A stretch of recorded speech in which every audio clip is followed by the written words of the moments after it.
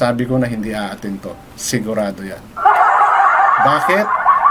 Dahil doon sa last hearing ng EJK, maraming lumabas na mga testigo against sa kanya. At isa na doon yung nagtatagong si dating intelligence na ngayon is nagtatago pa rin, si Asierto.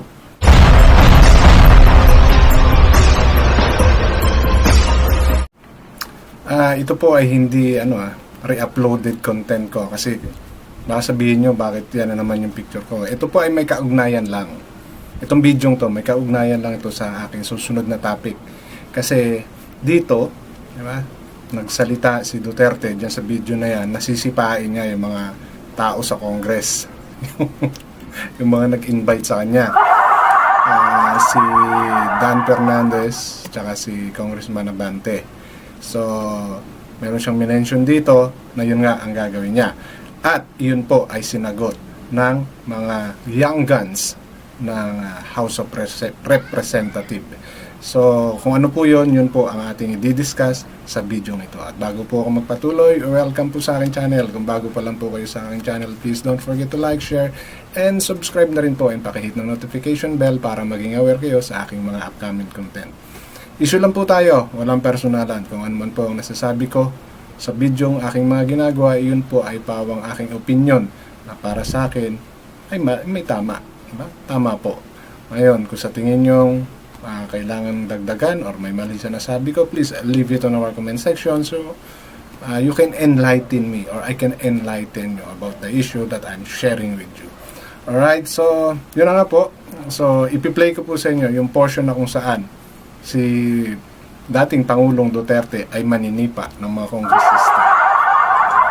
Okay, so let's play this video. Congressman ako. Kasi inibitahan ka daw pero Atty. Delgra. Galit sila kasi hindi ka daw siikot. Hindi ka daw sumikot. Sino galit sa akin? Yung nagsabi si Abante at yung si Dan Fernandez kasi si Pakin ko sila sabihin mo. Tangina. Pera nila. Wala akong pera eh. Pag masaya ko doon, I am living on my retirement goal. I never kayo taga-trabaho kayo. So yun yung parte na sisipain niya si Congressman Dan Fernandez at saka si Abante. Okay? Kasi ito yung mga nagpatawag sa kanya sa sa Quadcom na hindi niya nga sinipot. At kung mababalikan ninyo, meron po akong content na kung saan meron siyang letter, may sagot siya doon sa invitation sa kanya through Atty. Delgra, yung kanyang attorney, na hindi siya makaka-attend at saka may mga paliwanag siya doon. So, kung gusto niyo pong makita yung part na yun, nandyan po, ipopost ko po yung content kayo na yun na kung saan nandoon po yung paliwanag na hindi niya pag-attend sa Quadcom hearing na yun about EJK. Okay, so dahil dyan, and actually kahit si Congressman Paduano, okay, nandyan sa video yan din nang tinawag niya itong unggoy. Totoo po yun, hindi po biro yun. And of course, knowing Duterte, alam niyo naman po pag nagsalita yan, basta sasabihin niya kung ano yung gusto niya sabihin. So totoong tinawag niya ng unggoy si Congressman Paduano. So, because of this, sinagot siya ng mga young guns ng Kongreso. So, here is that portion. So, let me show it to you. So, eto po. So, young guns kay Digong. Uy, balikan natin. Sige, ha? Young guns kay Digong. Paano nyo kami masisipa? Di nga kayo uma-attend. So, ito yung naging sagot ng mga kongresista, yung mga baguhan or yung mga tinatawag nilang young guns, yung mga younger generation siguro ng mga kongresista na nanduroon ngayon sa House of Representatives. So, ito po, allow me to read the reason nila. Okay. So, ayan.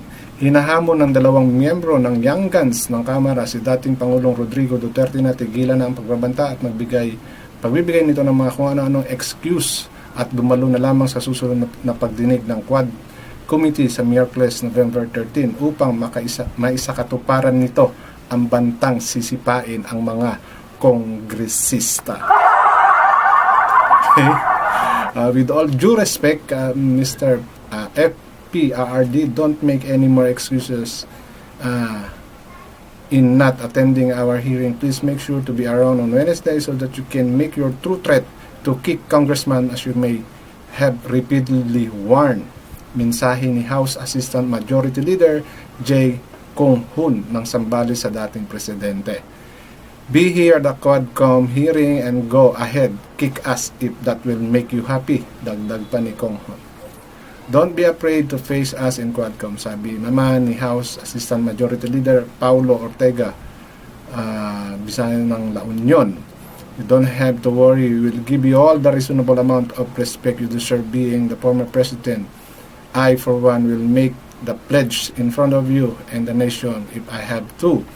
Bagamat tiniyak na Ortega na matatanggap ni Duterte ang respetong nararapat sa isang dating pangulo ng bansa, dapat din daw irespeto nito ang mga kongresista bilang mga kinatawan ng mga distrito at sektor sa bansa.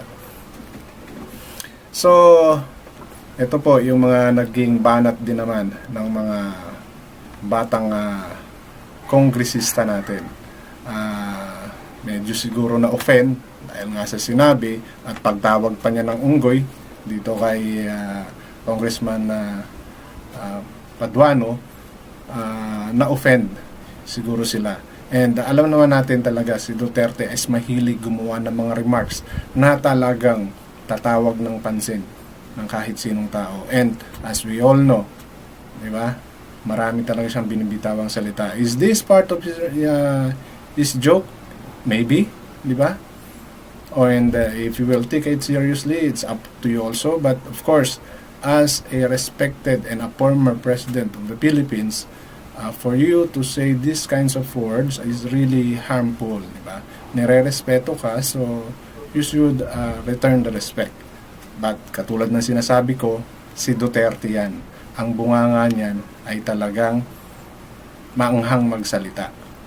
And the reason for him na bakit niya sisipain, kasi nga wala naman siyang pamasahe. And actually, sinabi naman niya na yan noong umattend siya ng Senate hearing na tapusin na lahat ng pagtatanong sa kanya kasi wala siyang masyadong malayo ang Davao and it took him, di ba? Yung money and syempre yung edad niya, di ba? Kaya noong Senate hearing, talagang gusto niya nang sagutin lahat ang pwedeng itanong sa kanya. And to that hearing, Senate hearing, marami ang naibunyag na mga nagawa niya na mismong sa bunganga niya nang galing. Kaya nga ngayon lalong nag-iinit yung ICC sa kanya para siya ay maimbestigahan na hindi magawa ng ICC dahil hindi na miyembro ang Pilipinas ng ICC. So, is he coming or will attend sa susunod sa November 13?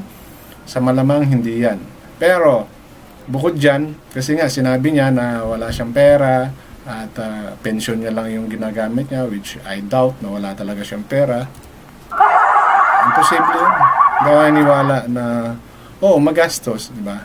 So, mayroong inilabas uli na hamon ang mga kongresista na bibigyan siya ng pamasahe para umattend lang sa hearing. So, yun po ang aking susunod na itatopic. Separate video naman yun para mas pag-usapan natin kung a-attend ba talaga.